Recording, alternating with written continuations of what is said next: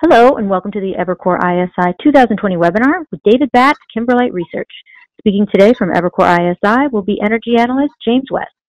I'd like to remind everyone that the material in this webinar is based upon information considered to be reliable, but neither Evercore ISI nor its affiliates guarantee its completeness or accuracy. Assumptions, opinion, and recommendations contained herein are subject to change without notice. Past performance is not necessarily indicative of future performance. Material is not intended as an offer or solicitation for the purchase or sale of any security, and we will not be disclosing any non-public information. Our speaker will be taking questions via the questions window on the webinar control panel. Please type your questions in at any time during the presentation. And now I'll turn the microphone over to James West. Thanks, Emily, and good afternoon, everyone. Welcome to our webinar, round 3, with David Batt of Kimberlite Research, who's been an honored guest of our and part of our virtual Energy Industry Leaders series. So thanks for joining us again today, David. Our insightful events from April and May, where we looked at the North American onshore completions and well services market, followed up by a deep dive on the $15 billion a year subsea market. This time around, we're going to take things back onshore and focus on the $20 billion annual global drilling services market, leveraging Kimberlite's valuable proprietary data set that's used to conduct competitive analysis for a broad swath of investors, oilfield service companies, and coverage bankers alike. He should need no introduction at this point, and based on the feedback I've received, but for the sake of posterity, here we go.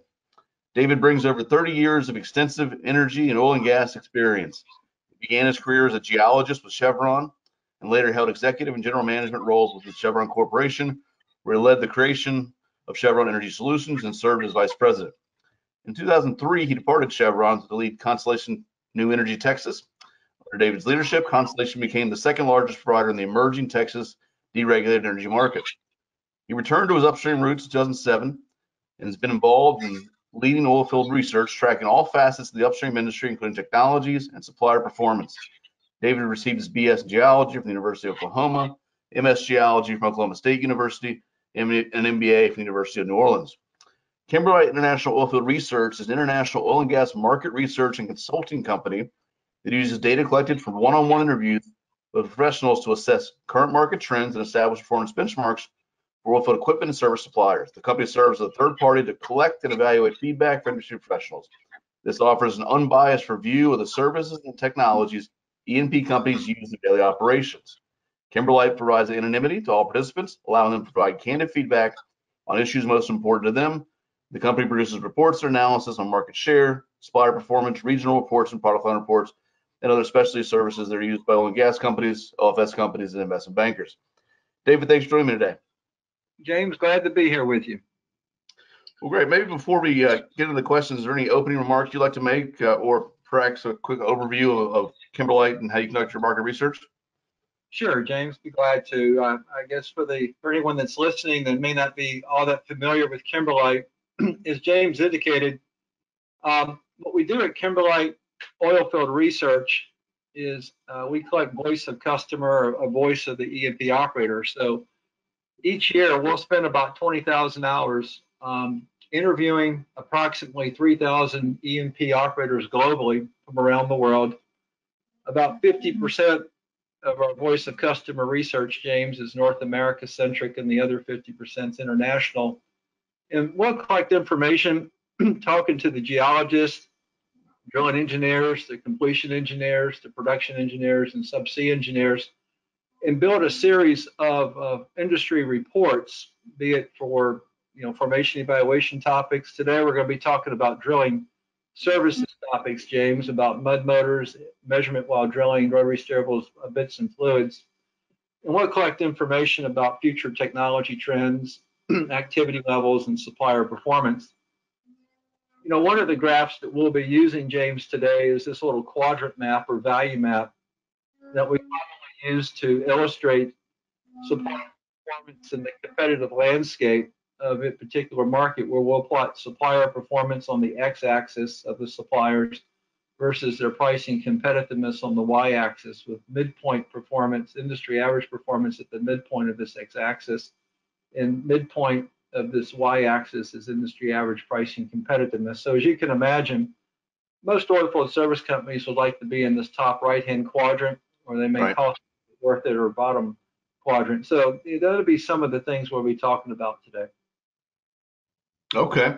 Well, maybe before we get into some of the joint services, given that you're constantly tracking operators and talking to them on a daily basis, where do you think we are now with operator sentiment, and do you think we finally reached a kind of a bottom in activity and in negativity around the space?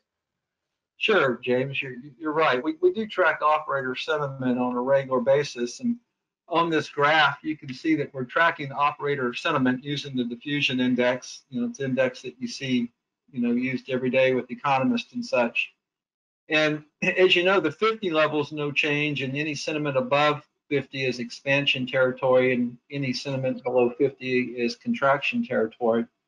And Right. if you look here on the left-hand side of the chart, if you recall back in, what was it, November of 2014, Thanksgiving, when the last oil price war started, Yep. and you saw it took 14, 15, and you see it finally troughed out here in 16. It took like forever. Everyone was like, where's the bottom? Where's the bottom, right? Right. And here, we went back into expansion mode going into 17, 18. You can see U.S. land was the first to come out of it, right? And Gulf of Mexico was the last to come out of it. Hmm. But here, you can see how rapidly we dropped. And current sentiment for like U.S. land, James, is at a 7, right? And I guess you Oh. can't go any lower than that. I guess we could go to 0. But, but I would say that we have reached bottom, so that's the good news. And we reached bottom quickly. And so we're already beginning to see signs of recovery. Like, for example, I mean, many of our clients, they're oil field service company clients, they'll tell us, David, April was bad and May was worse. But here in June, we're beginning wells that were broken down that the operators said, I don't even care to repair them right now because we had such a surplus of oil. They're getting calls to come out to repair the wells. If the broken sucker rod, if the sucker rod parted, come replace the sucker rod. I think, James, you indicated that you're seeing more frac crews come into play and some drill completed wells are starting to pick up. Yeah, So, we are seeing that. but it's hard to put a silver lining on a death spiral that this looked like. But overall, you can see that drilling will be down about 38.5% in U.S. land this year, and Canada down. And so, really some really challenging times for our industry. We've certainly lost a tremendous amount of expertise recently with the restructurings that are taking place. But to your point, we have reached bottom, thank goodness, and we'll see what it looks like on the other side here. David, do you have any insights from your research on pricing trends or perhaps the magnitude of pricing discounts that are taking place in the market? Yes, yeah, it's good. We do. In this particular report, we're producing a series of these reports next week, James. And one of the questions that we asked the operators, and keep in mind these interviews took place in April, May, and early June of this year, so it's fairly recent, right? And we interviewed over 300 E&P operators around the world. And what you see here is about in North America land, three-quarters, 74% of the operators expected to have decrease in pricing. About the rest of them said pricing would remain steady. But the average price decrease that we're projecting right now for drilling services for 2020 is going to be about 14.8%, say 15%. Sure. So,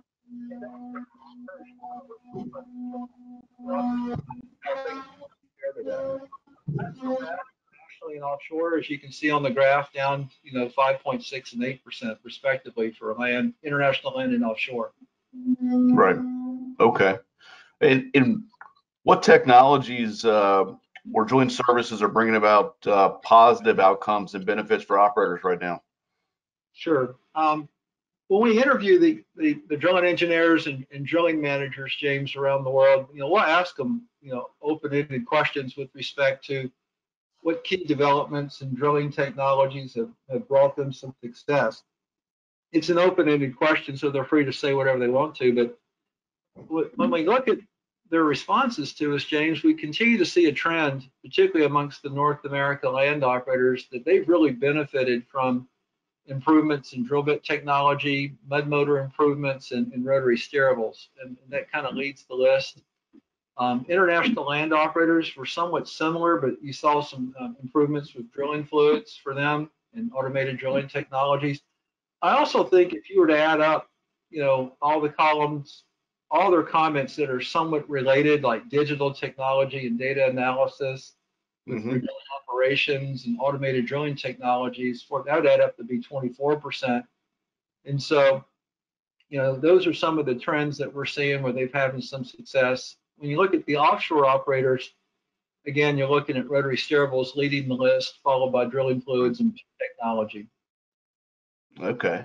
And, we talked about this on a previous webinar, but I'd love to get an update about the use of remote operations and digital technologies. I think you kind of just talked about how that's increasing overall, but, what are the other trends you might be seeing around especially remote? Sure. We've been able to track really probably going back to 17. I only have 18 here, but that's all right. The use of the operators drilling using real-time directional drilling advisory systems to determine optimal well path and provide instructions to the driller with respect to slide rotate sequences or what inclination to point the bit or how much weight to put on the bit, right? And so what we find is about 43% of our sample of operators that we interview indicate that they're using these real-time drilling advisory systems on 100% of their wells, right? Yeah. So that's reflecting use of remote drilling centers and software to help guide them on what to do and when to do it. You do still have about a third of the operators that say, no, we just don't do that yet on any of our wells. Sure. But the average is about 44% of the wells in North America land using these real-time drilling advisory systems, and about 70% of the offshore wells being drilled. And that really helps to reduce, cost in the sense of not having to send, 2 or more directional drillers on site to provide guidance when these systems can automatically provide guidance to the driller. If you kind of move towards automated drilling, and this is really looking much further out, James, over the next 5 years, so this would take us out to 2025, of using automated drilling technologies where downhole sensors are communicating with the rig equipment to automatically adjust it. You can see there's still a fairly consistent number of folks, about a third of them, 34%, says we have absolutely no expectations of using this in the future. And about 20% of the operators in this text box indicating that they really want to use that moving forward on all their wells if they can. But the current view of the operators in U.S. land is about 37%, or about a third of the wells, maybe 5 years from now, would be using automated drilling technologies. When you look at this trend, as you see so often with new technologies, oftentimes there's high aspirations. And then you kind of blink and a year goes by, and you blink again, 2 years goes by, and you begin to realize that this may not happen in 5 years. Right. But there's still a lot of optimism that this will happen, because the operators truly believe if they can move in this direction, it's going to be far more efficient. They're going to get better placement of wells, and it's going to save time and just reduce all types of errors. Right. Okay. That's very interesting. Well, maybe before we get into some of the individual product lines, are there any overall directional drilling services trends you're seeing in the market based on the survey work you just did? Yeah, I mean, there are some high-level overview sites and observations that kind of caught my eye here. I don't know how familiar you, the audience, really is on the Net Promoter Score or not, but the Net Promoter Score is essentially a measurement, James, where we ask the operator, how likely would you be to recommend the supplier that you just used to a friend or colleague to use in the future, right? And Okay. And if you look at these Net Promoter Score trends from 16 to 20, you could always see that drilling fluids and drill bits were not necessarily a problem point. There was a high degree of satisfaction by the operators, but historically, rotary steerable systems and mud motors and MWDs were a problem, but they all improved dramatically in 2020. Right. I was like, why? So when I plot this out on this next graph, and you look at rotary steerable systems in North America land here, the Net Promoter Scores were historically negative, indicating that there were more users of rotary steerable systems. There was more use of rotary steerable systems in the market that operators would not recommend use of their supplier than they would, right? But we do see that it's improving. So we see some really strong improvements there. And the other thing that we noticed in our research here is, if you look at North America land and you look at just the overall performance trends, and this is combining all of the drilling PSLs together. So this is combining downhole mud motors plus MWD plus rotary steerables, bits, and fluids together. Okay. And what we're seeing here is, if you look at the average performance ratings through the voice of the E&P operators from 2016 through 20, you see this general trend of improvement on responsiveness, this general trend of improvement on technical support, field service execution, equipment reliability, and so forth. I mean, notwithstanding, I mean, obviously some operators are not quite there. I mean, Weatherford's obviously struggling here in this graph, but Sure. But the general trend is positive. Even in the international land market, there's a general positive trend. And then when you move offshore, it's a general positive trend. So it looks like overall, the oil field service suppliers as a category, as an industry, are generally progressing forward and getting better each year. And I think that's manifested in what you see in your research too, and we see here with continuing to be able to do more with less, and the drilling efficiencies that we see throughout the world taking place. Right. Okay. Well, let's talk about mud motors. How fragmented is that market, and what improvements are still needed there? Well, I think we talked about this a while back, didn't we? You did. It's very fragmented is the answer. Yeah, and let's take a look at this graph right here. I think in our research, James, when we asked who have you used for a mud motor recently in North America land, there were 43 different mud motor suppliers cited as being used, right? Yep. And you got the big three here: Schlumberger, Baker Hughes, Halliburton.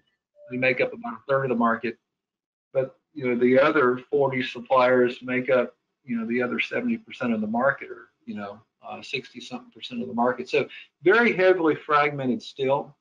Way too many suppliers, more than we need. Right. And how does that compare as we look at international and offshore? Well, when you move international, not nearly as many suppliers. Here you've got the big three guys making up 60-80% market share. So much more of a more rational market, international land, and here when you go offshore, they've got looks like 90% of the market, right? Right. Okay. It's just a lot of hyper competitiveness and oversupply. And that's created a lot of the downward pricing pressure even before the downturn, right? Coming into the year. Sure. No doubt. Well, what about maybe we turn to MWD for a minute. What improvements are you seeing that are most needed in that market? Sure. On the MWD side, we've asked a few technical questions on MWD, but when we ask the open-ended question on MWD, where that needs to be improved, the most, I guess the comments that really stand out are just improved reliability and transmission rates. Right. A lot of the problems when these operators drill these wells, and it varies from directional driller to directional drillers, they can really bang up these tools. And lots of vibration, lots of shock, right? Some operators are really good about going in on a run, and in a matter of 20 or 30 hours, they can basically drill what they were trying to drill, and other operators could take twice as much time, putting twice as much stress on that equipment downhole. Right. Most of the operators will tell us for MWD, well, for mud motors, they would prefer torque over power and elastomer improvements for mud motors. Okay. But for MWD, it really comes down to improved telemetry rates, because in order to get the automated drilling capabilities and the real-time directional guidance, they really need to continue to improve the transmission rates of this mud pulse technology. And you see a lot dual telemetry and unified telemetry systems coming out of the market. Okay, that's pretty interesting. Okay, what does the competitive landscape look like? North America land versus international versus offshore? For the MWD market, James? Yes. Yeah. Sorry. Sure. Well, if we come over here and I think looking at the value map may be a good way to look at it. In North America land here, if you just take a look at some of the major suppliers, what we'll find here is, remember, we've got performance on the x-axis and pricing competitiveness on the y-axis. Unfortunately, in the North America land market, you can see how Halliburton, Baker Hughes, and Schlumberger are competitively disadvantaged, where their performance as viewed by their customers compared to the industry averages. Their performance is below industry average, and the prices that they charge tend to be viewed as higher than the industry norm. Right. Okay. Scientific drilling is extremely well positioned, along with a host of all others. If we kind of dig down to the next layer of who these all others are, some companies that really stand out this year are Gordon. Have you heard of Gordon Technology? Yeah, they're privately owned. I think they're backed by a PE company, but they seem to be doing quite well in high temp type applications, as well as maybe high shock and vibration applications. MS Directional is part of Patterson. Right. Yep. We know them. They're viewed as performing well. Pro Directional and Cathedral, of course, Scientific. We talked about them. Here's a company up here called Evo One to pay attention to. They don't really sell a lot to the end use operator. They sell mostly to these other directional drillers, but they actually perform well on reliability. They don't get quite as high ratings on service and support, which is why they're sitting here at the midpoint.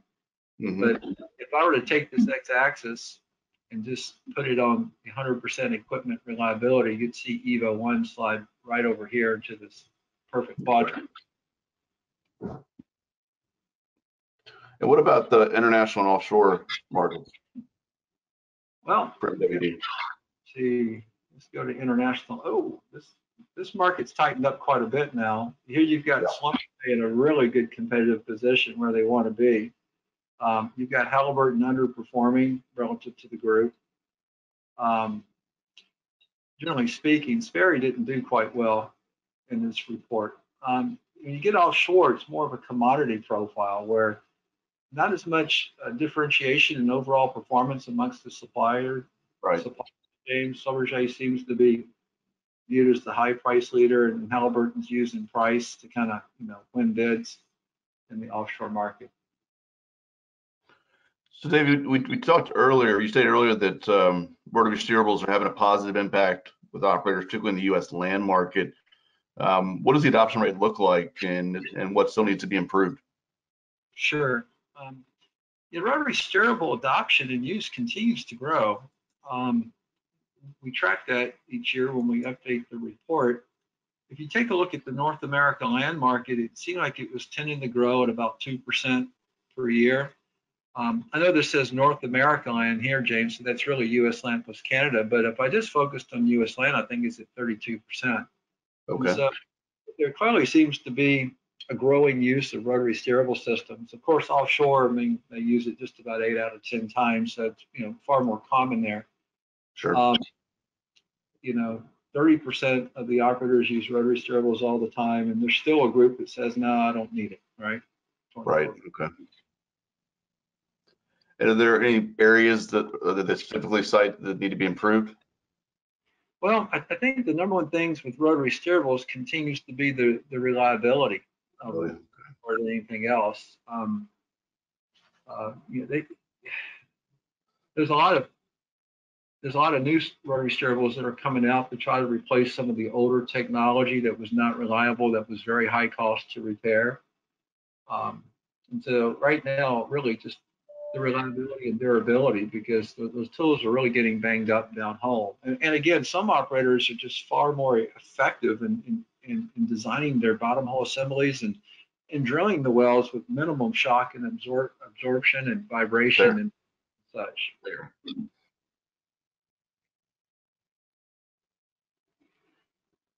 And, you there, James? I'm here. I can hear you now. You're back. Okay. So,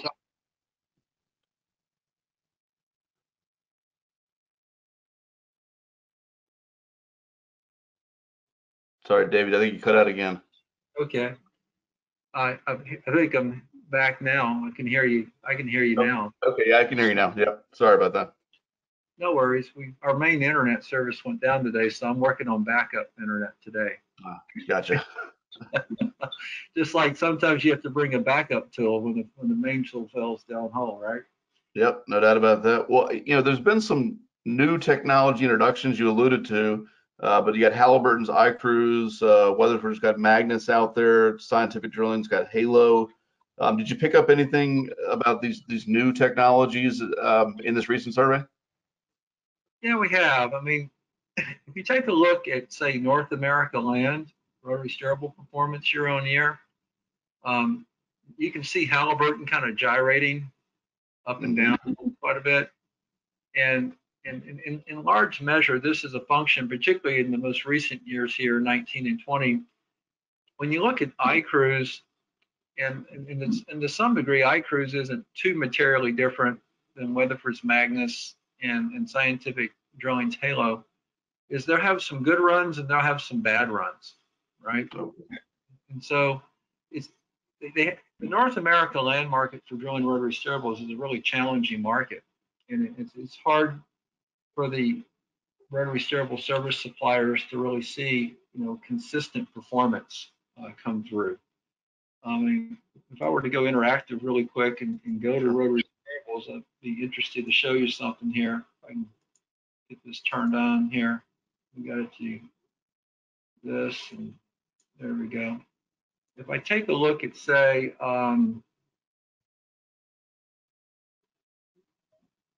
Halliburton's performance on rotary steerables, you see the performance profile that they're experiencing right here: 10s, 9s, 8s, 7s, 6s, 5s, 4s. Okay. Whereas if you take a look at Baker Hughes, you see the standard deviation tighten up quite a bit and the consistency of their performance. And so, when that's what's causing all these gyrations here from year to year. Not a whole lot of consistency.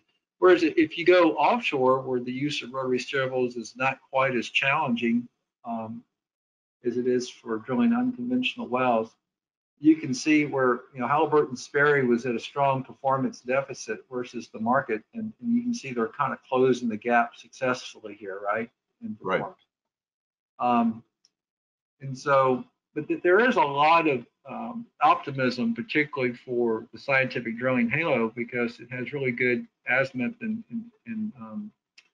control as well, and inclination and azimuth control. So I'd keep an eye on both of those, quite frankly. When we look at the competitive landscape in North America land, Scientific's Halo and Weatherford and Halliburton, I mean, they're hanging in here.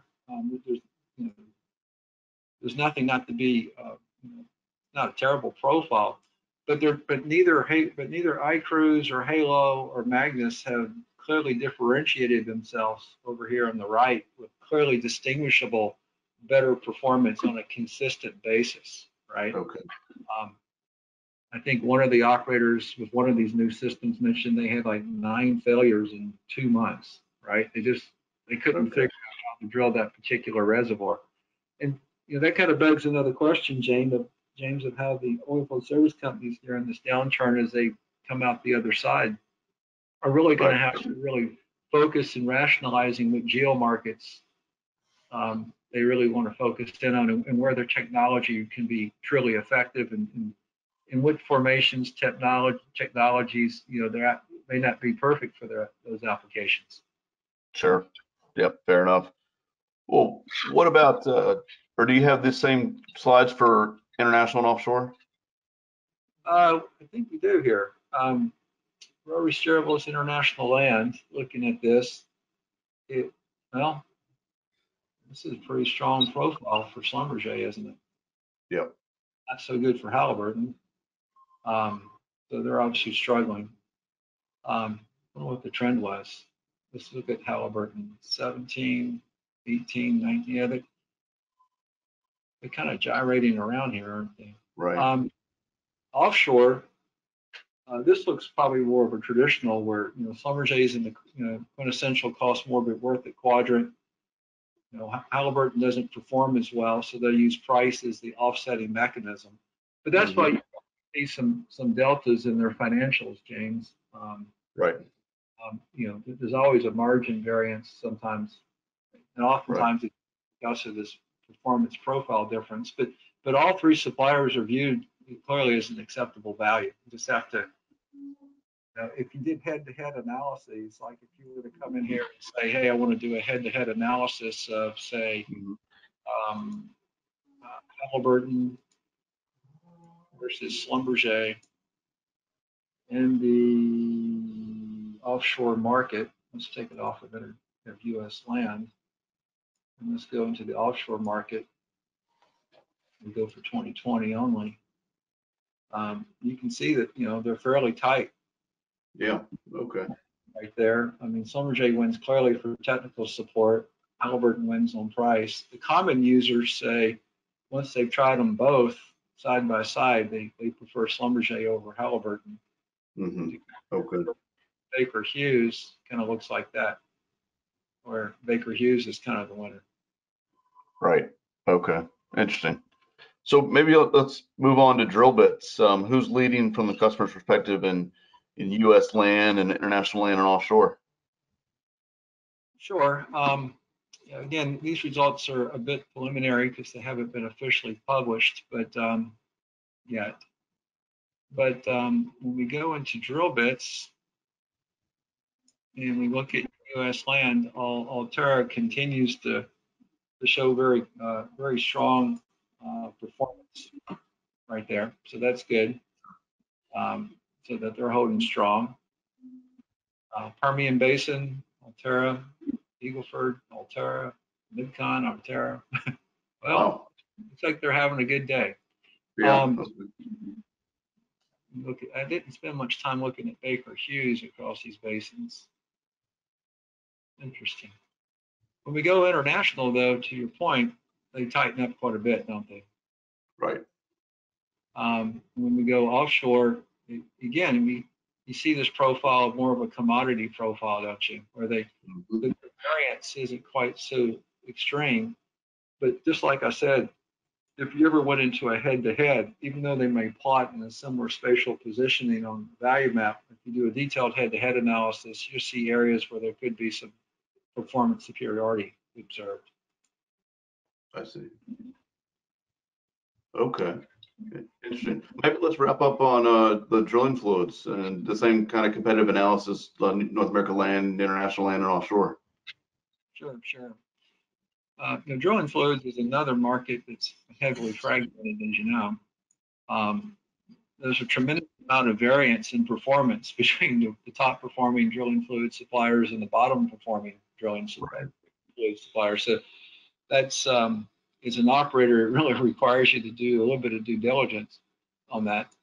But if you look at the North America market, including some of these secondary providers, again, it's these mid-tier suppliers, again, James, that you are viewed as delivering the best overall performance and value. I mean, the market share leader, Halliburton, they look good. I mean, they're certainly priced as a premium leading supplier. Their performance profile is not in perfect alignment, but it's not terrible. They're not over here like Schlumberger. Newpark looks good. And they're a fairly consistent provider in the market. If we move to the international market, we'll see Newpark is really, they don't operate, across the entire globe internationally. So this is really how, in the areas in which they operate, their customer ratings compare favorably to the broader international averages. But they look good, but notwithstanding Newpark, you've got Halliburton clearly showing leadership here, right? Right. And then when you get to the offshore market, you've got clear leadership between MI and Halliburton at the expense of Baker Hughes. Right. Okay. So, we talked about this in a couple of the last webinars, but and you get a good look at this because you spent a lot of time with the companies going through the details of the survey. But how are you thinking about consolidation right now, and is it needed? I mean, we think it's needed, but what do you think? I agree with you. I think it's needed. I question, since this downturn happened so quick and so sharp and we've reached bottom, whether or not there's enough catalyst, for Right. the companies to want to come together on valuations and such. But coming into the beginning of 2020, we were already having, degradation of pricing, and this downturn just further accelerated, the price spiral down, right? And so, I clearly believe there needs to be consolidation. I think it would be good for the industry to do that. But given how quick we reached bottom and the price of oil is back into the 30s right now, I think there's a great possibility that a lot of these independent oil field service companies are going to continue to kind of slug it out alone. But it just seems to me that in most markets, if you had 3 or 4 or 5 really good competitors, that would be more than sufficient to provide a competitive landscape with market transparency and liquidity for transactions. Yeah, no doubt about that.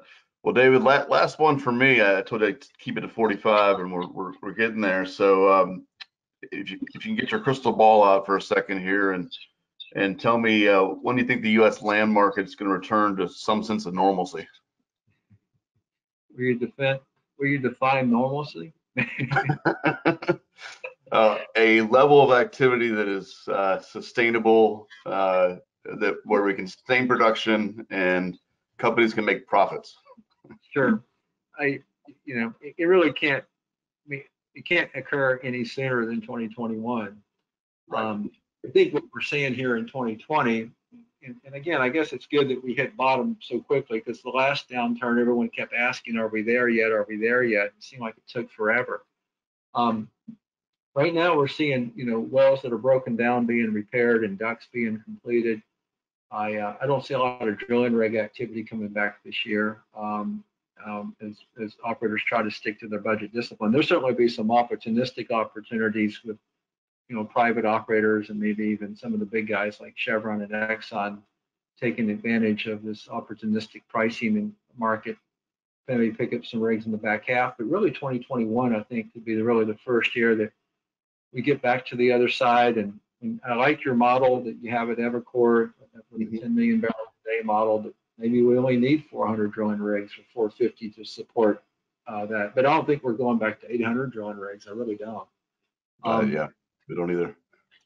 But it all is tied to the price of oil, and there's so many variables that go into that. You think OPEC could do a better job of managing? They have 30 million chances every day to set the price of oil, and so we'll see how well they do moving into the future. Sure. Well, David, this has been very helpful. Thanks as always for joining us and showing us your recent survey on drilling services and the competitive dynamics and who's winning and who's losing. We always learn a lot when we talk to you. Always appreciate having you on. So thanks again, and we'll look forward to doing this again soon. Thanks, James. You have a great weekend now. Okay, Dave. You too. All right. Take care. Bye now.